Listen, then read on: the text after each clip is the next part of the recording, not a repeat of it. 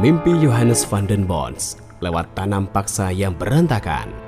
Sistem tanam paksa berhasil mengisi kembali kas kolonial setelah terkuras pada Perang Jawa.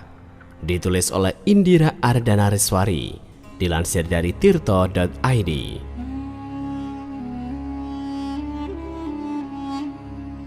Johannes van den Bos adalah pencetus sistem tanam paksa.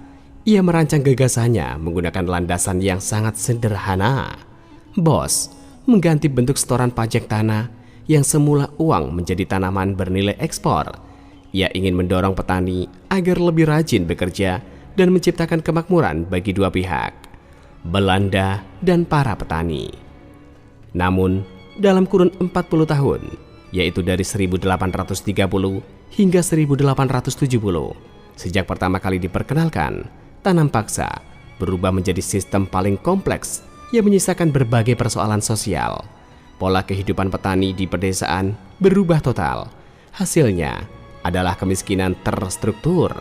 Sebaliknya, bagi Belanda, sistem ini dianggap berhasil menjadi tambang emas. Dalam karya klasik Netherlands India, A Study of Plural Economy, J.S. Voorneval menyebut ada 3 keuntungan dari tanam paksa. Sistem ini berhasil memaksa Hindia Belanda mengembalikan uang yang pernah dikeluarkan kerajaan Belanda untuk membiayai Perang Jawa. Hal ini diikuti perkembangan sektor perkapalan dan perdagangan internasional. Semua keuntungan itu memperlebar peluang modal dan pembentukan jaringan industri yang memperkaya kerajaan Belanda sekaligus pembangunan di negara koloni. Di luar sistem ciptaannya, kisah hidup Johannes van den Bos jarang diungkapkan dalam sejarah Indonesia periode kolonial.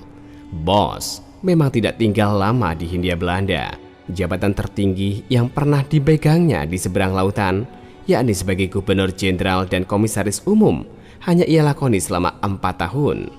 Kendati masa dinasnya tergolong singkat, kepulangan Bos ke Belanda disambut bak pahlawan. Pada Mei 1834, Raja William I menganugerahinya gelar kebangsawanan sekaligus jabatan Menteri Urusan Jajahan. Namun, jabatan ini pun tak lama. Ia sering dimusuhi oleh koleganya akibat kesukaannya melaksanakan kebijakan ekonomi dengan cara-cara yang kolot. Bos lantas memilih mundur dan menjadi anggota Dewan Perwakilan Rakyat untuk wilayah Belanda Selatan sampai akhir hayatnya. Ia meninggal dunia di kediamannya di Den Haag pada 28 Januari 1844.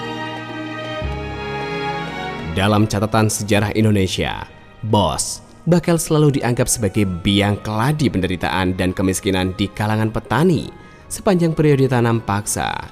Namun di wilayah lain, ia pernah peduli kepada orang-orang miskin dan sempat memimpikan sebuah sistem yang dapat mengentaskan kemiskinan.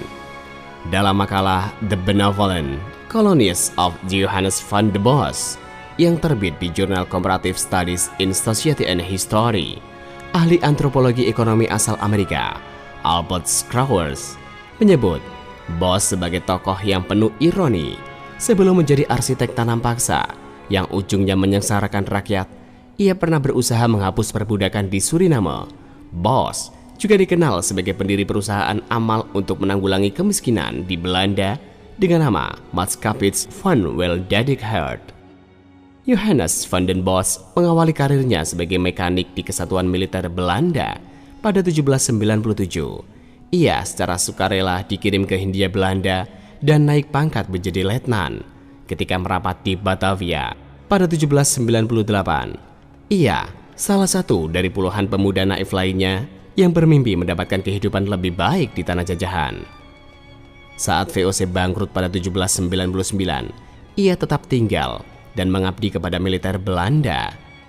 Dalam The Failure of a Liberal Colonial Policy, Bos disebutkan pernah menjadi asisten pribadi Gubernur Jenderal Van Overstraeten dan berjasa mempertahankan benteng Batavia dari serangan Inggris pada tahun 1801. Berkat jasanya, ia dihadiahi jabatan yang cukup mentereng, bahkan dikawinkan dengan putri seorang petinggi militer.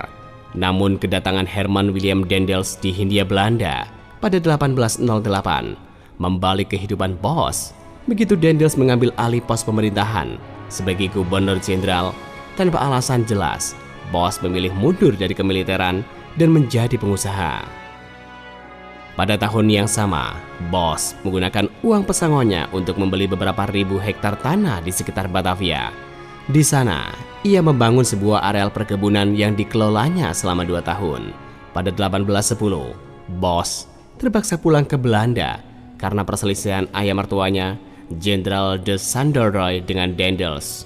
Tidak jelas bagaimana Bos menjalankan perkebunannya, tetapi Scrowers yakin bahwa di saat bersamaan, Bos sedang memikirkan sebuah sistem untuk mengatasi kemiskinan di wilayah koloni. Menurut Scrowers, ketika merumuskan tanam paksa, Bos banyak belajar dari Jawa di masa Daendels. Dalam sebuah tulisan yang terbit tahun 1818, Bos menyinggung pengalamannya membuka perkebunan di dekat Batavia sebagai inspirasi di balik pembangunan perusahaan amal sekaligus koloni yang berbasis pertanian. Di Belanda, Bos mendirikan sebuah koloni pertanian di Venhuizen, Provinsi Drenthe. Menurutnya, sebagaimana diungkapkan oleh Scrowers, petani di wilayah koloni cenderung malas menggarap lebih banyak lahan sehingga mereka tidak pernah kaya. Oleh karena itu, petani membutuhkan pelatihan kedisiplinan yang dapat menjamin surplus produksi bahan-bahan kebutuhan pokok. Tujuan utamanya tidak hanya untuk mengatasi kemiskinan, tetapi juga untuk mencetak warga negara yang dibentuk melalui penerapan disiplin. Selama Perang Jawa 1825-1830, Raja William I berulang kali memerintahkan agar Jawa dijadikan sebagai sumber pemasukan negara. Berbagai macam usulan dibicarakan, tetapi tidak satupun dinilai bakal berhasil menutup kerugian Belanda pasca perang. Ketika Perang Jawa berakhir, Revolusi Belgia meletus dan meninggalkan kerajaan Belanda yang terkatung-katung kekurangan uang. Pada 1828, Bos dipanggil oleh sang raja.